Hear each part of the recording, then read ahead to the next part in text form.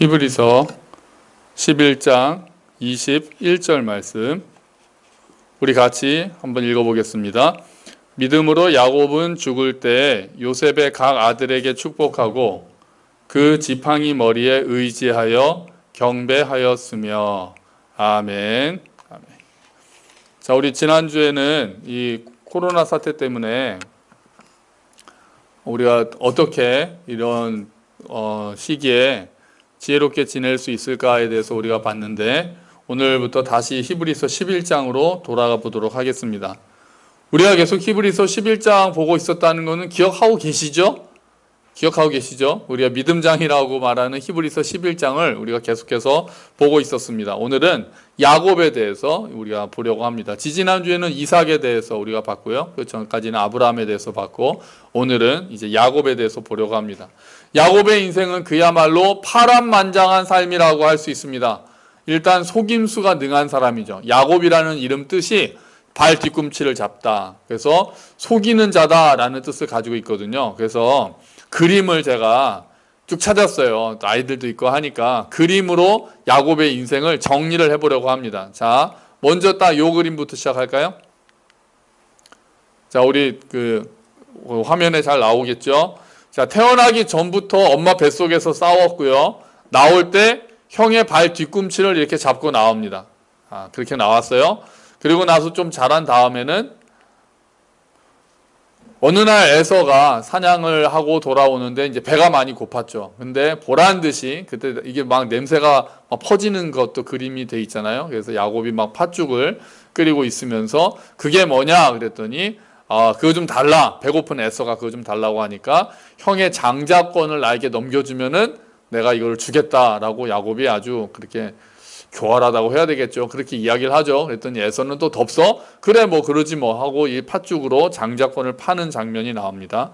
그래서 장자권을 그렇게 가로채고요. 그 다음에는 엄마와 공모해서 눈이 어두운 아버지를 속이고 장자가 받을 축복을 받아냅니다. 지금 에서가 털이 많으니까 에서는 지금 저 장막 밖에 있잖아요. 그러니까 막 에서 대신에 그 염소 가죽으로 털 이렇게 하고 우리가 지지난주에 이삭의 축복할 때 요 장면을 봤었죠. 그렇게 해서 축복을 또 속여서 받아냅니다.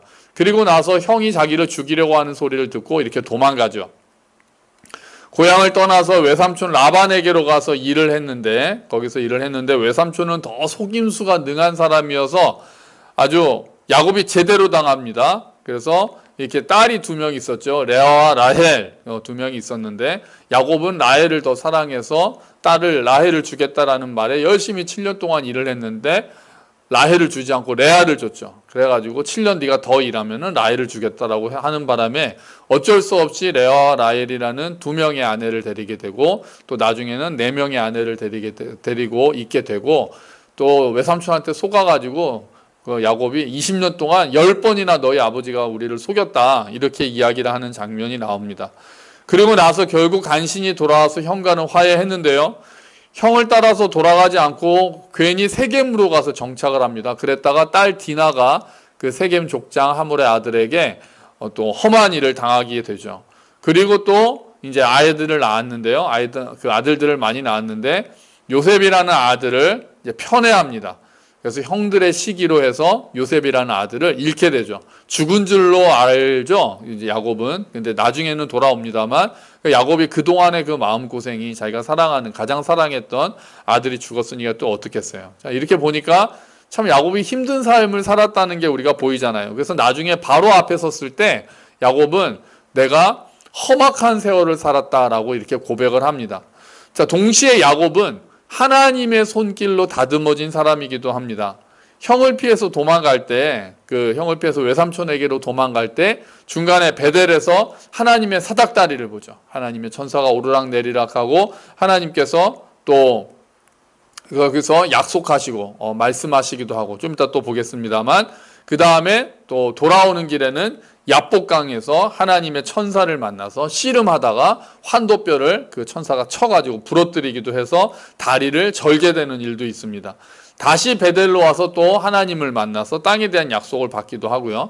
그러니까 야곱은 하나님을 만나도 이렇게 그냥 힘들게 만났고 아주 어렵고 험한 과정을 통해서 하나님께서 야곱을 다듬어 가신 그런 사람입니다. 그래서 성경의 인물 중에 사람들이 제일 좋아한다기보다 그래도 이 정도는 나도 할 수 있겠다고 생각하는 사람 중에 하나가 야곱이에요. 그러니까 아브라함처럼 뭐 자식을 바쳐라, 뭐 이삭을 바쳐라 이런 거는 그냥 아브라함처럼 뭐 다윗처럼 우리가 뭐 요셉처럼 막 감옥에 가고 뭐 이런 거는 못할 것 같은데 야곱은 막 속이고 막 이러니까 우리랑 가장 좀 비슷하다는 동질감을 느끼는 성경의 인물이 야곱입니다. 그런데 오늘 히브리서는 야곱의 이 많은 일생 중에서 요셉의 아들들을 축복하는 장면을 기록하고 있습니다. 이 이야기는 창세기 48장에 기록되어 있어요. 그래서 오늘 창세기 48장 이야기를 같이 보면서 우리가 좀 이야기를 풀어가려고 합니다. 자, 48장에 보면은요, 야곱이 나이가 많이 들어서 병이 났습니다. 그래서 요셉이 이집트에서 낳은 아들인 므낫세와 또 한 명 누굽니까? 에브라임이죠. 므낫세와 에브라임 이 두 명이 야곱의 아들인데요. 데리고 문병을 옵니다. 야곱이 힘을 내서 이제 자리에 앉죠. 그리고 요셉에게 이야기를 시작하는데 제일 처음에 요셉에게 하는 말이 베델에서 만난 하나님의 약속에 대해서 이야기합니다.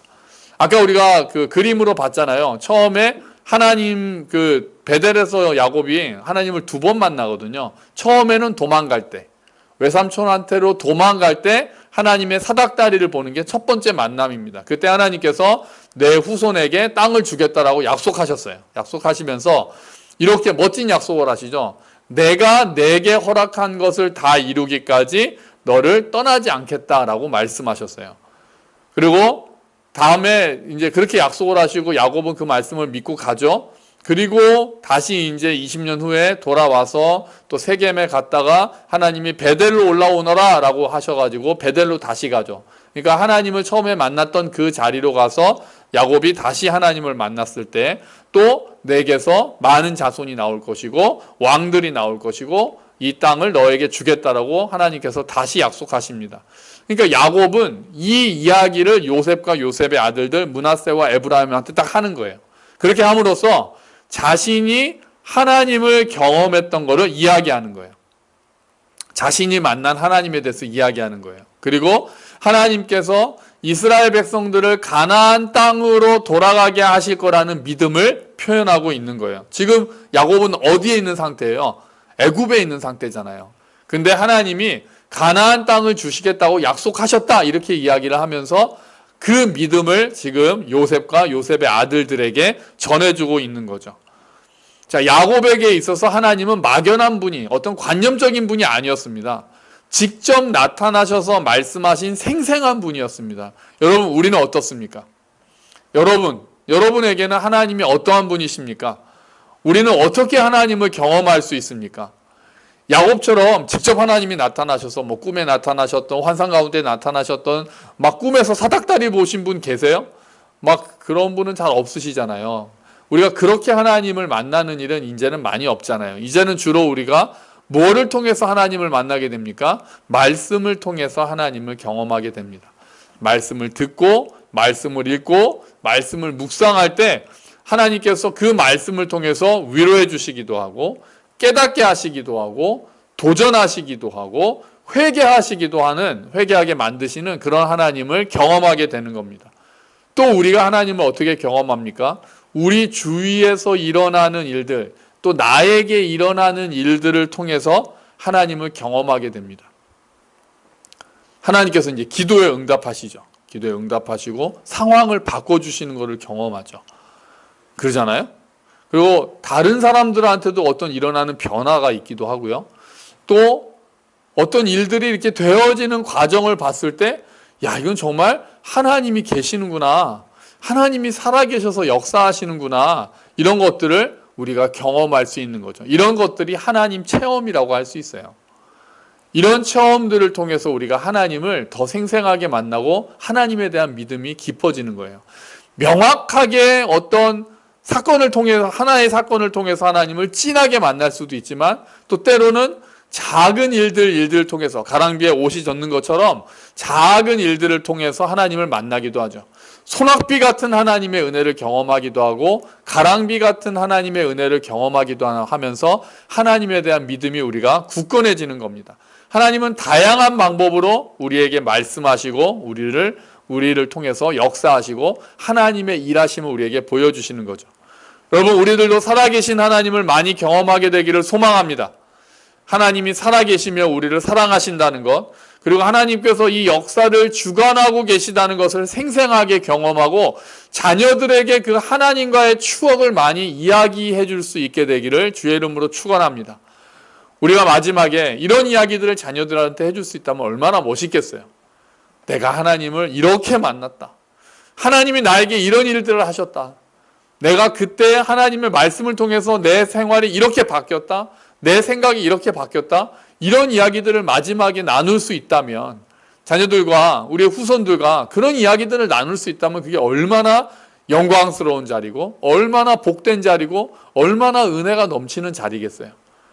그런 추억들이 우리 안에 쌓여야 되는 거죠. 그래서 우리가 하나님 앞에 기도하고 하나님에게 말씀을 묵상하면서 하나님과 교제하는 거예요. 부족하지만 우리가 막 진하게 막 엄청난 경험을 못할 수는 있지만 그래도 그 말씀 가운데 우리를 깨닫게 하시는 하나님의 은혜를 사모하면서 하나님과의 추억을 하나씩 쌓아가는 겁니다.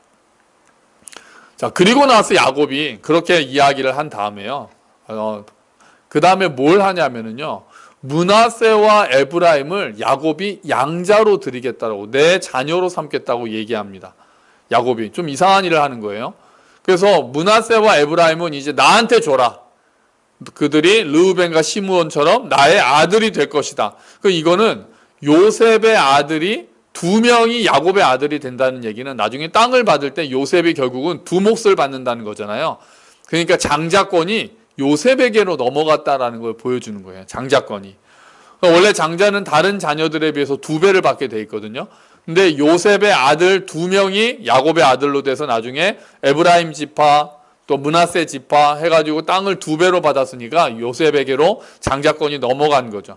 그래서 이스라엘 12지파를 이야기할 때 때로는 요셉 지파라고 하면은 에브라임 지파, 므낫세 지파를 합쳐서 이야기를 하기도 하고, 보통은 그냥 에브라임 지파, 므낫세 지파 따로따로 이야기하는 거예요. 그리고 에브라임 지파가 유다 지파와 더불어서 이스라엘 전체를 이끌어가는 아주 강대한 지파가 됩니다.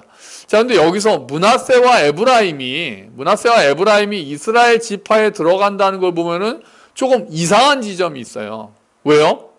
므낫세와 에브라임 그 두 명의 엄마가 어느 나라 사람입니까? 므낫세와 에브라임의 엄마가 이집트 사람입니다. 이집트 그 제사장의 딸이에요. 그러니까 요셉이 이집트에 와서 바로가 준 아내거든요. 그런데 그러니까 이스라엘의 순수 혈통이 아닌 거잖아요. 어떻게 보면 이건 이전과 좀 달라요.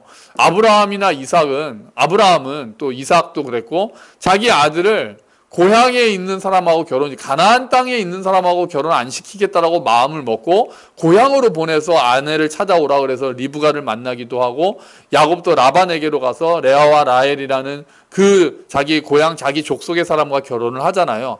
근데 요셉은 물론 어쩔 수 없었죠. 어쩔 수 없이 애굽의 그 바로가 이렇게 결혼시키는 대로 결혼을 했잖아요. 그런데 그 아들, 엄마가 이집트 사람인 그 아들이 이스라엘의 지파의 대표가 되는 거예요.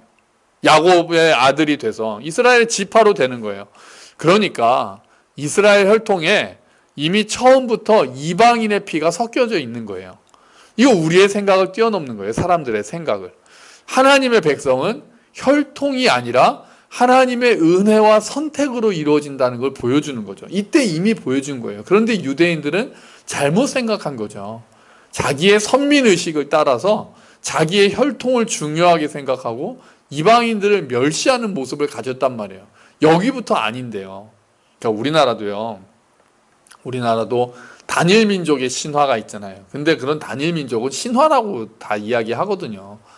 그러니까 우리도 여러 가지 또 피가 섞이고 또 중국에서 넘어오고 해서 우리도 단일 민족이 아닌데, 그런 단일 민족이라는 어떤 생각을 가지고 외국인 노동자들, 이렇게 외국에서 온 사람들, 특히 못 사는 나라에서 온 사람들을 무시하고 이렇게 멸시하고 그런 것들은 잘못된 태도인 거죠.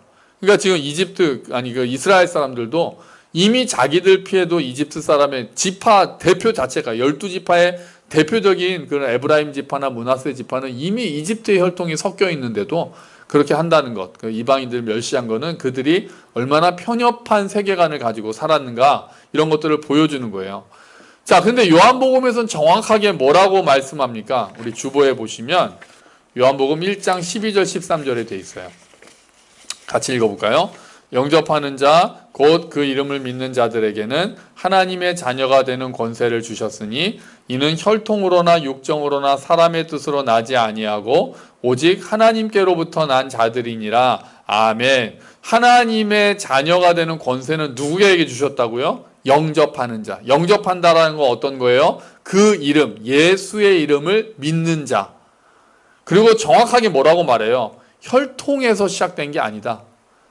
그러니까 내가 믿는 가문에서 태어났다고 해서 꼭 하나님의 자녀인 것은 아닌 거죠. 목사님의 아들이라고 해서, 아들, 딸이라고 해서 하나님의 자녀가 되는 것, 그리스도인이 되는 것은 아닌 거죠.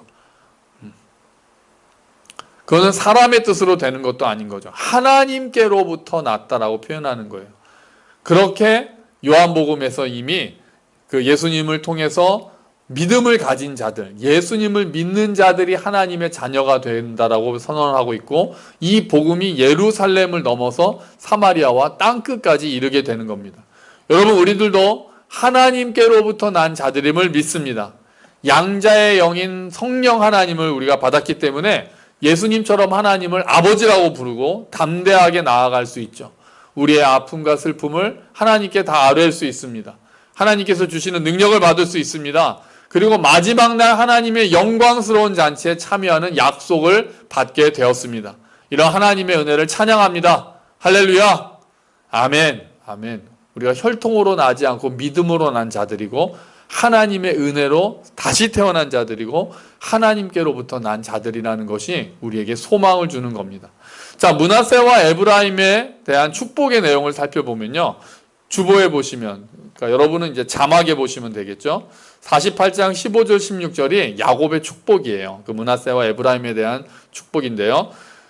좀 길지만 한번 읽어볼게요. 나의 할아버지 아브라함과 아버지 이삭을 보살펴 주신 하나님, 내가 태어난 날로부터 오늘에 이르기까지 나의 목자가 되어주신 하나님, 온갖 어려움에서 나를 건져주신 천사께서 이 아이들에게 복을 내려주시기를 빕니다.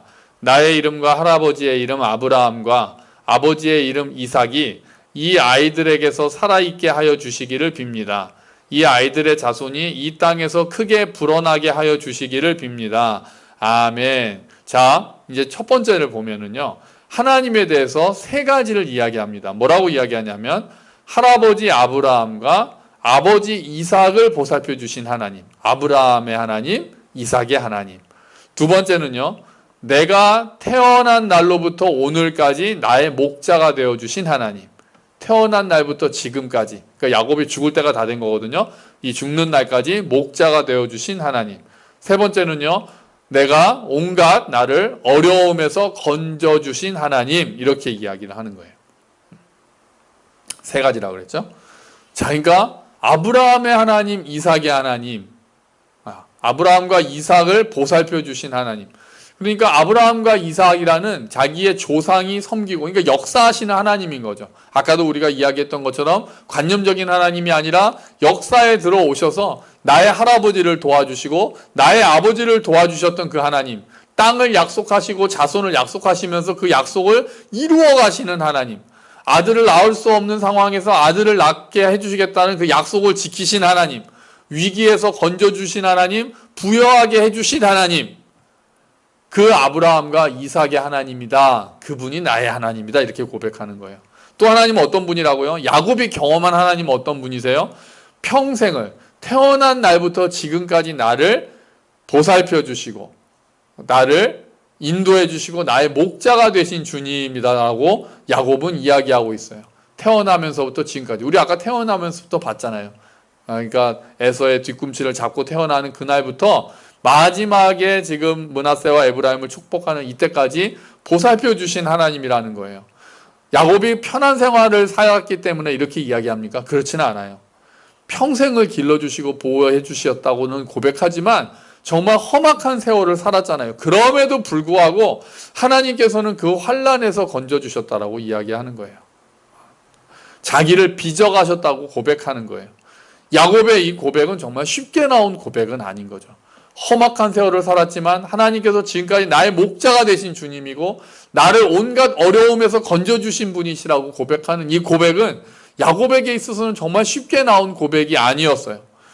우리들은요, 마찬가지입니다. 하나님께서 우리들을 여기까지 길러주셨습니다. 여기까지 우리의 목자가 되어주셨어요. 우리가 죽는 날까지 하나님은 또 우리의 목자가 되어주실 거예요. 쉽지는 않을 거예요. 이렇게 고백하는 것이 그냥 쉽게 나오지는 않을 거예요. 때로는 아픔도 있어요. 때로는 슬픔도 있어요. 아직까지도 우리가 이해할 수 없는, 아니 하나님 앞에 가는 날까지도, 그 전까지는 우리가 이해할 수 없는 어려움이 우리 가운데 있을 수도 있어요.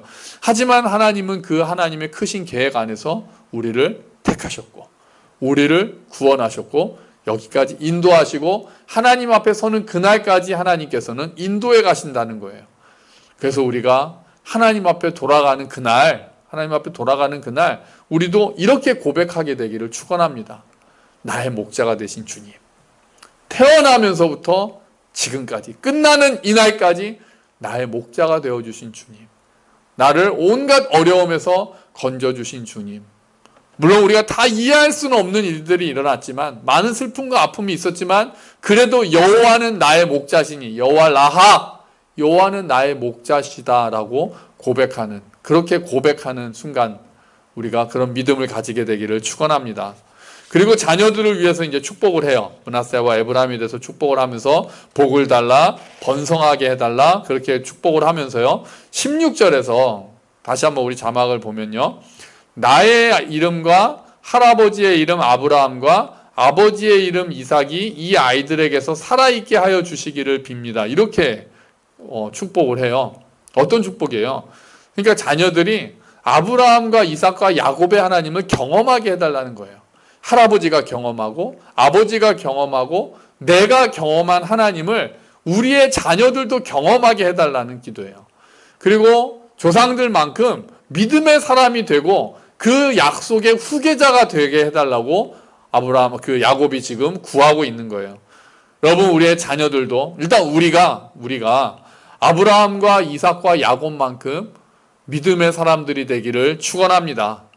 그리고 우리의 자녀들도 정말 우리들보다 더 믿음의 사람이 되고, 정말 아브라함과 이삭과 야곱이 삶 속에서 경험했던 그 하나님을 그 삶 가운데서 우리도 또 우리의 자녀들도 하나님을 만나고 경험하게 되기를 주의 이름으로 축원합니다.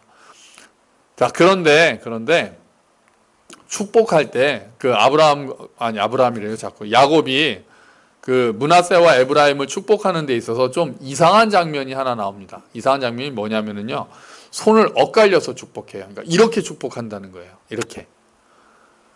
그러니까 지금 므낫세와 에브라임이니까 누가 형입니까? 므낫세가 장남이거든요, 요셉에게 있어서. 그리고 에브라임이 동생이란 말이에요. 그럼 보통 오른손을 므낫세한테 딱 얹고 왼손을 에브라임한테 얹고 이렇게 기도를 해야 돼요. 이렇게 축복을 해줘야 돼요. 근데 야곱이 이렇게 축복하는 거예요. 므낫세한테 왼손, 그러니까 에브라임한테, 동생한테 오른손을 얹고, 그러니까 그 요셉이 아이들을 데리고 올 때 아예 야곱의 오른쪽에다가 므낫세를 딱 놨을 거예요. 편하게 오른손을 올릴 수 있게. 이렇게 딱 므낫세와 에브라임을 데리고 왔을 거예요. 그런데 야곱이 거기서 굳이 이렇게 손을 X자로 해가지고 축복하고 있는 거예요. 그러니까 요셉이 이거를 좋아하지 않습니다. 요셉이 그래서 아버지, 손을 바꾸셨어요. 얘가 장남 므낫세니까 아버지의 오른손을 므낫세한테 올려서 축복해 주세요라고 이야기를 합니다. 근데 야곱이 나도 안다, 나도 알아, 그렇게 이야기를 해요. 그러니까 야곱이 이때 눈이 어두웠거든요. 그러니까 여기서 전에 이삭은 눈이 어두웠다는 게 영적으로도 어두운 모습이었지만 야곱은 여기선 그렇진 않습니다. 그러니까 요셉은 야곱이 착각했다고 생각한 거예요.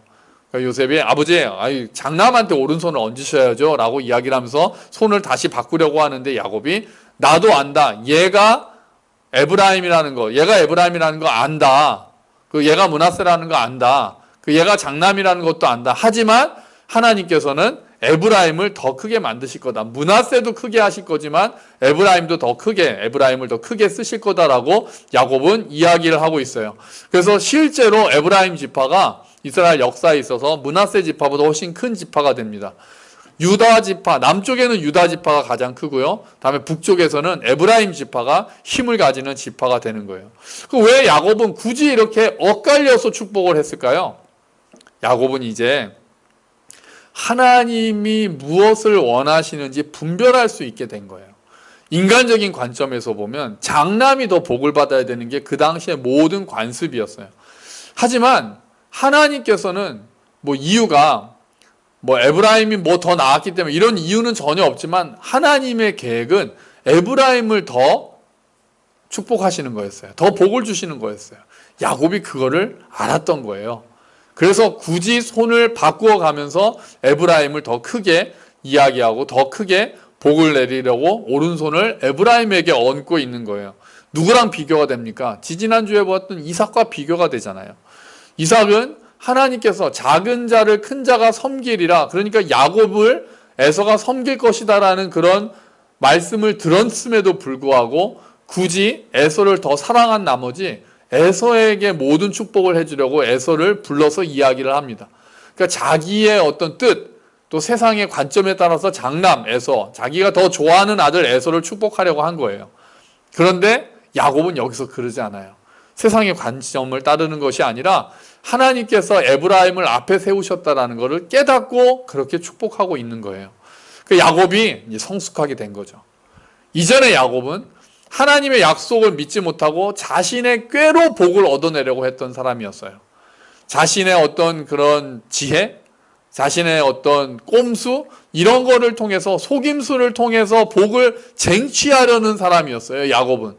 그런데 야곱이 이제 바뀌어 있는 거예요. 야곱이 이제 하나님의 뜻이 무엇인지를 분별하게 된 거예요. 오랜 세월을 거쳐서 연단된 다음에 하나님의 뜻을 분별할 수 있게 된 거죠. 여러분, 우리도 나이가 들어가면서 야곱처럼 하나님의 뜻을 더 분별할 수 있게 있는 그런 지혜가 자라기를 소망합니다. 예수를 더 알아요. 그리스도를 아는 지식에서 날마다 자라가게 되기를 소망합니다. 그래서 우리가 어제보다 오늘이, 작년보다 올해가 더 지혜로워져야죠. 더 고집이 세지고 내 뜻을 주장하고, 보통은 그런 경우도 많잖아요. 그렇게 되기도 쉬운데 우리가 정말 예수를 믿고 하나님 앞에서 말씀을 묵상하면서 우리들은 점점 더 온유해지고 점점 더 지혜로워져서 이게 하나님의 뜻이구나 라는 것들을 또 우리가 더 배우고 알게 되고 또 가르쳐 줄 수 있는 그런 사람들이 되어야 된다는 거죠. 야곱이 그런 모습을 보여주는 거예요. 그리고 그런 모습은 많은 고난을 겪은 다음에 왔어요. 우리도 꼭 고난을 겪어야 된다는 건 아니지만 어떤 경험들을 통해서, 많은 경험들을 통해서, 하나님과 오랜 세월 동행하는 경험을 통해서 우리도 그런 지혜를 얻게 되면 좋겠어요. 자, 근데 여기서 한 가지 더. 하나님께서 므낫세보다 에브라임을 더 축복하시는 장면을 보면서, 그 복을 주시려는 장면을 보면서 우리의 삶에 대해서도 생각해 봅니다. 하나님께서는 이처럼 우리의 생각과 다르게 움직이실 때가 많은 것 같습니다. 우리는 하나님, 이 일은 이렇게 되면 좋겠습니다. 이 사람이 더 복을 받는 게 맞습니다. 이 일이 더 잘 되는 게 맞습니다라고 말할 때가 있지만 하나님의 생각이 우리와의 생각과 다르게 되어 있는 경우가 많다는 거죠. 하나님이 다르게 일하시는 거예요. 우리가 마음속으로 바라고 있던 일은 이루어지지 않는데 별로 기대도 안 했던 곳을 통해서 복을 받기도 하죠. 전혀 예상하지 못했던 사람이 변화하는 모습을 보기도 합니다. 우리가 장자처럼 여기는 일이 잘 이루어지지 않고 막내처럼 여겼던 일이 더 잘 이루어지기도 합니다. 오른손과 왼손이 바뀌어서 축복했던 것처럼 우리가 더 밀고 있던 일들은 잘 안 되고 우리가 전혀 생각하지 않았던 일들이 더 크게 되는 경우가 있죠. 하나님께서는 우리가 무엇을 원하시는지 모르시는 게 아닙니다. 우리가 무엇을 원하는지를 모르시지 않아요. 하나님께서는 야곱처럼 안다, 나도 안다. 우리가 뭔가를 구할 때 그래, 나도 안다. 네 마음 알고 네가 뭘 원하지는 안다. 그리고 우리의 기도를 들어주시기도 하죠. 하지만 때로는 우리의 바람과 다르게 하나님의 계획을 이루어 가시기도 합니다. 하나님의 계획이 우리보다 크기 때문이죠. 하나님의 지혜가 우리보다 지혜롭기 때문이죠. 그러므로 우리는 하나님의 은혜를 받을 때 있어서 전적으로 그분을 신뢰하는 마음을 가져야 합니다. 하나님은 하나님의 뜻에 따라서 행하시면서 우리가 생각하는 것보다 더 지혜로운 방법으로 우리에게 복을 주실 줄로 믿습니다. 아멘. 아멘. 야곱은 이렇게 생의 마지막에 하나님의 뜻에 따라 에브라임과 므낫세를 축복하고 하나님을 경배하면서 죽음을 준비했습니다. 우리 히브리서 11장 21절 말씀 다시 보면은요. 믿음으로 야곱은 죽을 때 요셉의 각 아들에게 축복하고 그 지팡이 머리에 의지하여 경배하였으며, 야곱이 침상에서 이렇게 의지해서, 침상을 의지해서, 이 지팡이라는 단어랑 침상이라는 단어랑 비슷해요. 그래서 이제 바뀐 거다라고 보기도 하고요. 지팡이도 놓여 있었을 거다라고 보기도 해요. 어쨌든 그 자리에서 죽음을 앞두고 나서 하나님께 경배하는 모습을 보여줬다는 거예요. 우리도 그러면서 이제 요셉에게 뭐라고 이야기하냐면, 내가 죽으면은 나를 애굽에 묻지 마라. 그리고 아브라함과 이삭과 함께 묻어달라고 간절히 부탁을 합니다. 우리들도 이와 같은 모습으로 죽음 앞에 서게 되기를 소망합니다. 어떤 모습이요? 믿음으로 하나님께서 나의 평생을 인도하셨다라고 고백하는 모습. 그 믿음으로 본향을 바라보는 모습. 믿음으로 자녀들을 축복하는 모습. 믿음으로 하나님을 경배하고 찬양하는 모습. 이런 모습으로 죽음을 맞이하고 그런 모습으로 하나님께로 가게 되기를 소망하는 거죠. 이것이 진정한 웰다잉의 모습일 것입니다. 그렇게 죽음을 맞이하기 위해서는 우리가 오늘을 충실하게 살아야 되겠습니다. 환난 가운데 믿음으로 더욱 주를 의지하고 본향을 사모하면서 날마다 우리 자녀들을 위해서 기도하고 자녀들을 축복하면서 살아야 할 것입니다. 여러분, 우리가 언제 하나님 앞에 서게 될지는 잘 모르겠습니다. 순서도 알 수 없습니다. 우리가 언제 하나님 앞에 서게 돼서 하나님께로 떠나가게 될지 우리가 잘 알 수 없습니다. 하지만 그날까지 하루하루를 믿음과 소망과 사랑으로 채우면서 이렇게 살아가시기를. 그래서 그날 왔을 때 정말 하나님을 경배하고 우리가 주변의 사람들을 축복하고 기쁨으로 또 감사함으로 하나님을 맞이하러, 우리를 맞이하시는 하나님을 만나러 가게 되기를 주의 이름으로 축원합니다. 아멘. 우리 같이 기도하겠습니다. 하나님 아버지, 우리가 말씀을 통해서 야곱이 죽을 때 어떻게 죽는지를 우리가 보았습니다. 에브라임과 므낫세를 축복하는 모습, 또 하나님을 경배하는 모습, 또 하나님께서 나를 태어날 때부터 지금까지 기르시고 목자가 되어주셨다라고 고백하는 모습, 그리고 아브라함의 하나님, 이삭의 하나님이 나의 하나님이시다라는 고백, 내가 만난 하나님에 대한 또 고백들, 그 추억들에 대한 이야기들, 이런 모습들을 우리가 보았습니다. 하나님, 우리 또한 이런 모습을 가지고 하나님 앞에 서는 그날이 오기를 기도합니다. 우리가 하나님께로 떠나는 그날, 정말 우리가 하나님께서 나와 함께 하셨다라고 고백하고 하나님이 나의 목자셨다라고 고백하고 또 우리의 자녀들을 기쁨으로 축복하면서 떠나갈 수 있도록 주님 도와주시옵소서. 그래서 그날이 오기 전에 오늘 하루하루를 살아가는 동안에 우리의 삶을 믿음과 소망과 사랑으로 채우며 모든 환난 가운데서 하나님을 더욱 의지하고 내 생각대로 내 뜻대로 이루어지지 않는 일이 있다 할지라도 하나님의 더 큰 계획, 하나님의 더 큰 사랑을 믿으며 하나님께 순종하며 기대감을 가지고 살 수 있도록 주님 은혜를 베풀어 주시옵소서. 감사합니다. 주님, 이 모든 말씀 예수 그리스도의 이름으로 기도합니다. 아멘.